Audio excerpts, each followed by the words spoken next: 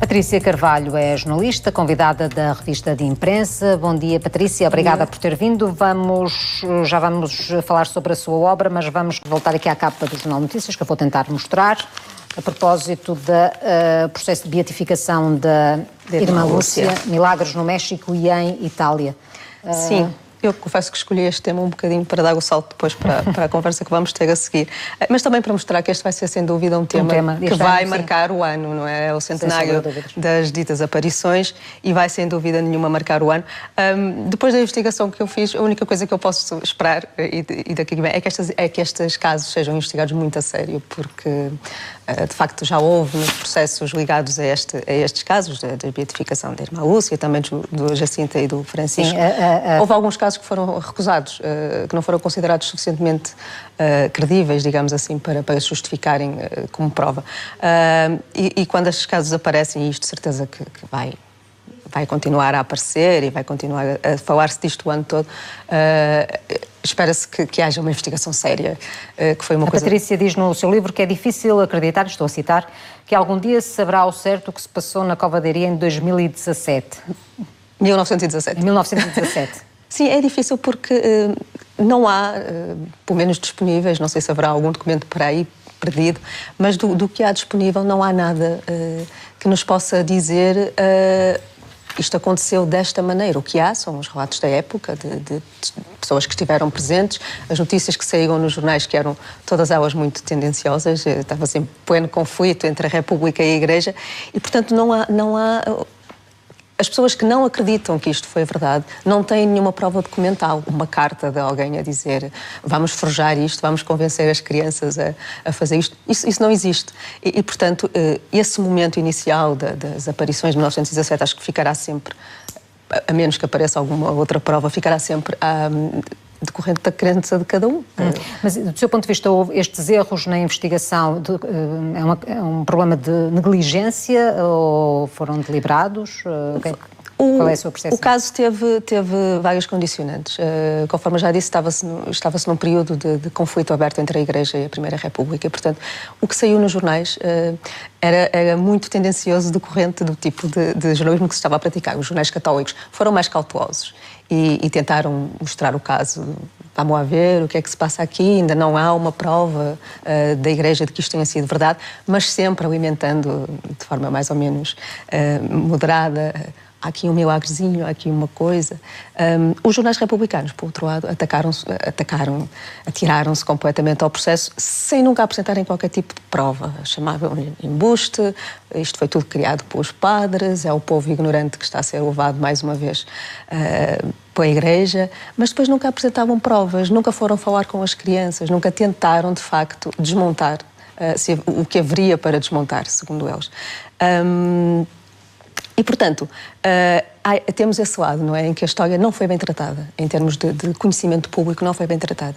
Depois, o processo propriamente dito, o processo canónico, que só é aberto em 1922 e só está concluído em 1930, foi algo que ficou praticamente às costas de uma única pessoa, foi o Cônego Manuel Formigão, que desde o princípio foi o grande publicista do processo. Ele era um grande crente de Lourdes e a história de Fátima também está muito ligada a Lourdes.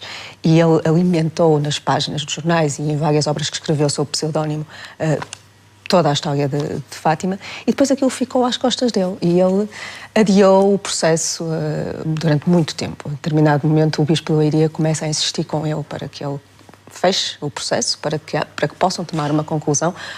O santuário já estava a ser construído, tudo já estava montado e a Igreja ainda não tinha dito oficialmente estas crianças são dignas de que acreditemos nelas, vamos acreditar nisto. Isso acontece porquê, do seu ponto de vista, esse adiamento? Do meu ponto de vista, isto acontece porque havia muitas coisas por resolver. Ele diz a determinada altura, isso é citado no livro, ele diz: eu queria fazer um processo perfeito e inatacável. E ele não conseguiu, muito longe disso. O processo está cheio de pequenos erros, coisas até quase inconcebíveis para alguém que conhecia tão bem a situação. Datas, factos que são colocados fora da época que deveriam ter acontecido. E depois há ali um caso que, de facto, a Igreja, eu acho, nunca conseguiu ultrapassar, que foi a 13 de outubro, quando houve o chamado Milagre do Sol. A Lúcia tinha anunciado que nesse dia Nossa Senhora iria dizer o que queria. E E o que a Lúcia diz, que a Nossa Senhora queria dizer, era que a Primeira Guerra Mundial que estava a decorrer ia acabar naquele dia e que os soldados portugueses iam regressar. Ora, estávamos em 1917, a guerra só acabou em 1918 e, portanto, eles tentaram, o Cónigo Formigão fez um interrogatório logo após fez 2 interrogatórios depois de 13 de outubro e tentou que ela se desmentisse de alguma forma. E ela insistia que tinha sido aquilo que a senhora lhe tinha dito. Mais tarde, já depois de estar isolada do resto do mundo, ela acaba por dizer, se calhar eu baralhei-me, se calhar ela disse que ia acabar em breve, porque a Jacinta disse-me que pode ter sido isso. Mas até a Jacinta, no primeiro momento, insiste que a senhora disse que acabava naquele dia. Portanto, havia coisas que eram difíceis de ultrapassar e que tornavam impossível fazer um relatório inatacável, tal como eu pretendia, e por isso o processo... Há quem diga que não, que ele era um homem muito ocupado, e era, de facto, e que terá sido isso que pesou na demora, mas eu fiquei com a convicção de que ele não fez o relatório que queria ter feito, porque de facto faltavam-lhe ter as bases para fazer esse tal documento que ninguém pudesse atacar. A Patrícia fez aqui uma investigação aturada, optou por uma estrutura cronológica, até para poder guiar os leitores que não estejam propriamente por dentro desta temática, e desafia o leitor a tirar a sua própria conclusão. Eu não resisto a perguntar-lhe que conclusão tirou a autora. Há partes que são óbvias, não é? Eu digo sempre que a parte que terá mesmo que ficar à convicção de cada um é este momento inicial das aparições. Por aquelas razões que eu já expus aqui. Não há documentos e, portanto, quem quiser acreditar, irá acreditar. Quem achar que aquilo foi tudo um embuste, pode continuar a acreditar que foi tudo um embuste. Posto isso, todo o processo posterior parece-me bastante claro que houve uma intervenção muito forte da Igreja. O Bispo de Leiria foi uma figura essencial em tudo isto e há algumas verdades que se tentaram passar que de facto não são verdades. Quando se diz que foi Fátima que se impôs à Igreja e não o contrário, isso não é de todo verdade, porque o Bispo de Leiria chega e, ainda antes de abrir o processo canónico, manda comprar os terrenos da Cova da Iria, manda que façam um projeto para o santuário. Portanto, ele já sabia que ia ter ali um santuário, que ia ser um centro religioso enorme, ainda antes sequer de ter feito a tal suposta investigação aturada que iria provar, sem margem para dúvidas, que as aparições eram reais. Portanto, há uma grande parte de construção no processo e depois basta ver a forma como a mensagem de Fátima foi evoluindo ao longo dos anos para se perceber que ela está sempre intimamente ligada ao momento histórico em que se vive. Ela começa por ser quase uma simples recomendação para que se reze e se penitenciem, para que a guerra acabe, para que os soldados regressem, e depois, com o avançar, nomeadamente, do comunismo, a mensagem vai-se alterando. A Revolução de Outubro de Moscou. Sim, vai-se alterando e passa a ser uma coisa muito mais anticomunista, e mesmo a questão do segredo, não é? Que no início...